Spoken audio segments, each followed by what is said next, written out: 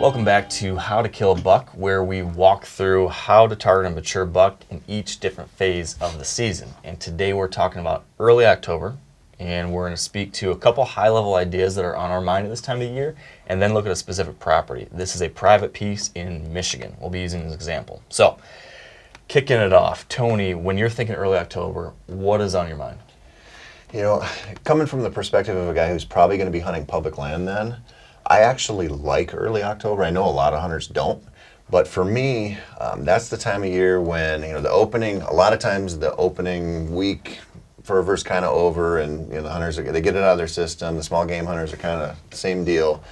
And you might get some hot weather. You get a lot of frontal conditions, so windy. Yeah. And for me, anything that's going to keep people at home, and you get a lot of that in early October in quite a few different places, is going to be a good opportunity to get out, because those public land parking lots are going to be empty. And so, you know, this kind of plays off the lull a little bit, but, you know, we think that those deer aren't moving. My experience hunting that time of year is they're just moving in the cover, and they're moving around the pressure. Yeah. And so I'm always looking for, it's not as much fun as a nice, like, crisp, cold morning, yeah, but I would rather be out there when the deer are moving and the people aren't there. And, you know, for me, I really kind of started to believe this hunting public land in my home state of Minnesota, right in the Twin Cities, and hunting over across the river in Wisconsin. And I just saw that there was an ebb and flow to the hunting pressure.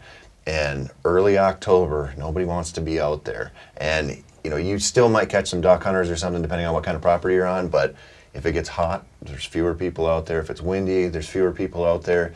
And those deer, I just firmly believe they react to pressure more than anything. Yeah, that's hard to argue that. I would kind of jump on that a little bit. When it comes to early October, for me, in Michigan, our opening day is October 1st. Mm-hmm. So for a day or two, I still approach it kind of like how we talked about early September, taking advantage of that lack of hunting pressure. So for the first day of October, second day of October, I'm hunting relatively unpressured deer, hopefully still in a bed to feed pattern. But then very quickly, you move to this time period that a lot of people refer to as the October lull, where deer behavior changes, whether that be a natural thing, whether it be changing habitat, whether it be changing to hunting pressure, all those things change things. So my key point during early October, those first 2 weeks, is that you have one of two different options, I think, for hunting that time period. You could take the traditional kind of common knowledge, which is during the quote-unquote October lull, you should hang back and just not screw stuff up, because it can be harder to find those deer. Like you said, they're probably still moving, but it's harder. They're not in those places you saw them earlier. They're not in the wide open as much. So you can hang back, play it safe, maybe hunt some does, or go hunt some second-tier properties that you're not worried about pressuring, but you still want to be out there hunting. Go do that. That's one option. The second option is to get really, really aggressive, because like you said, these bucks are still there. They are still moving. They're just probably moving less during daylight. They're probably tighter to that bedding area. Mm-hmm. So if you are the type that has gone out there and you've scouted where these buck bedding areas are, if you know where that spot is, this can be a great time to make a really targeted strike. Get in there tight to those beds where nobody else wants to go, and it's going to be kind of a swing or miss type situation. You could hit a home run, catch a buck, get out of his bed, walk 60, 70 yards and get a shot at him back in the cover, or you might blow it out. Yeah. So you need to make sure you have other opportunities. Make sure this isn't like your one little 20-acre piece. Yep. But if you have a bunch of public land, or if you've got 2,000 acres and you can take these targeted strikes, and if you mess it up, move on to the next one, that's something to think about this time of year. Yep. Spencer? Well, for early October, it's kind of cliche, but scrapes are on my mind. I love looking for scrapes, focusing on scrapes that time of year. Not necessarily hunting them, though. Scrapes are just great intel overall, because QDMA has had studies before that showed that mature bucks are 85% more likely to make scrapes. And so that's a big deal. If you're showing up in an area that's brand new to you and you find all kinds of scrapes, that's a good sign that there's some mature bucks around. And then just as far as getting inventory that time of year, the majority of the bucks in the area are going to be hitting those. You'll notice that a lot of it is not in daylight though, but you can still use that intel. So if it's, 30 minutes after daylight, or 30 minutes after sunset, or an hour after sunset, you can feel pretty good that at some point in the next month, that buck is going to continue visiting that scrape and mess up. If it's in the middle of the night, there's not much you can do. You're probably not going to see that deer in daylight at that area. But again, it's a great way to know there's mature bucks in the area and just get like solid inventory. Yeah, love my cameras on scrapes at that time of year. So We're adjusting to hunting pressure. We're either going to take the lay back and be safe or get really aggressive and pound in there. But to your point, take advantage of the fact that some people aren't going to be going in. And then finally, utilize scrapes to be that intel gatherer. I think those are some key things to think about this time of year. Let's apply that to a property here. And our example is a Michigan piece of private property. This is our back 40 property that I'm working and hunting on this year. So I know the property decently well as I've been out there working on it, checking it out, scouting. Haven't hunted it yet. That said, Spencer and Tony, I want to get your perspective on how you might try hunting this, and then I'll share with you what I know about it, how I might approach. So Tony, when you see this property, first week or two of October, what are you thinking? So can you just back out here a second? Let me see this. So this looks like a swamp to me, and I spent a lot of time hunting around wetlands, and so for me, you talked about, you're going to be conservative, you're going to be aggressive. My strategy is pretty aggressive, and so I like the looks of this. Deer love, big bucks have wet feet. Yeah. They love wetlands. They love the little pockets of high ground in there. And so what I'd probably do to this property, because even though you're talking an October 1 opener, you might catch a gimme out in some of these fields, and that's definitely worth the chance. It's worth the shot. Sure. But for me, coming into it, if you're already getting into the 7th, 8th, 9th, 10th, when you're really starting to think about those scrapes like Spencer's talking, I'm going to get in on this hard edge with a stand on my back, and I'm going to take a look at how they're playing off of that swamp. Because maybe it's too wet down here, but you get a little bit north here, and it looks like it turns into that transition cover, so you might have a soft edge. Yeah. And I'm going to get in there and try to find that scrape or just find that spot where they might be moving. And I keep pointing to this side of it because I'm thinking west wind, so I'm going to be, that's coming across there, so they're probably going to be moving on that side. So I'm gonna cheat it that way first. Yep. So come in off back here. Yep. Set up somewhere coming in like that. Yep. Okay.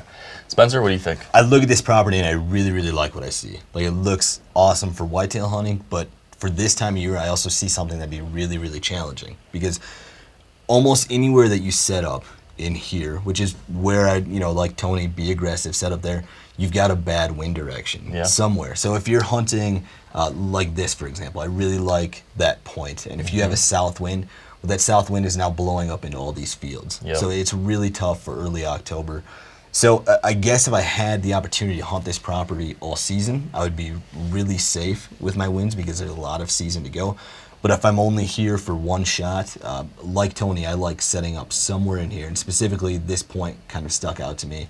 I imagine that's kind of centralized around some good bedding right there. Yeah. You guys are spot on in a lot of ways.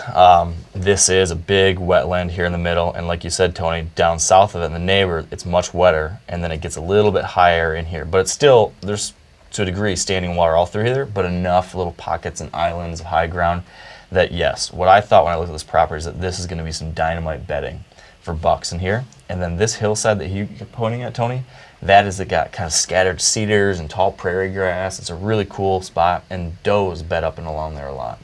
So the one other thing that's hard to tell from this map is that each of these fields is not planted in crops. These are fallow fields that were left for 2 years. So you now have essentially all these fields are cover. Now, I haven't seen what this looks like in the fall yet, but even in early summer, most of these spots, there's cover up to your chest almost. So by the time hunting season comes around, you've got tall cover in all these fields, and by the point that this video comes out, hopefully there's some food plots carved into these as well. But you're saying there could be bedding out in some of those fields as well? There's probably going to be some does bedding in these fields now. I still believe the bucks will be bedded on these points, these islands in there, at least the big mature buck. So what I would do in early October is I'd take a little bit of what both of you said. I would be hunting the edge of that bedding, hoping to get them coming out to these food sources where there will be some small food plots. But that little inside corner that you mentioned, Spencer, it's a definite spot where there's bucks coming in and out, some community scrapes here on the edge, and then this hillside here is just littered with scrapes. So if I had to guess the two places I think a big buck would emerge, I would say here and somewhere coming up into here. So yeah, I think you're spot on. That's how I would approach it too. And at that point, the question is just how aggressive do you want to be? Because it is early October, you have a lot of season left.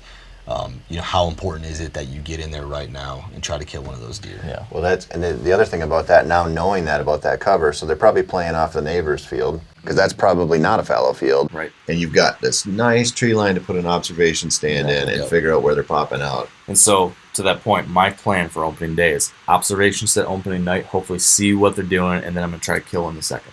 So that's I like the game it. plan.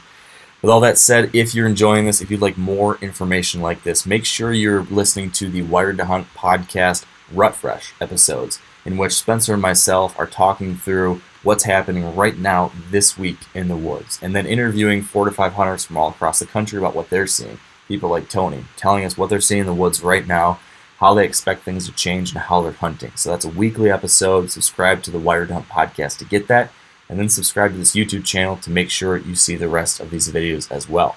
So, till then, thanks and good luck hunting.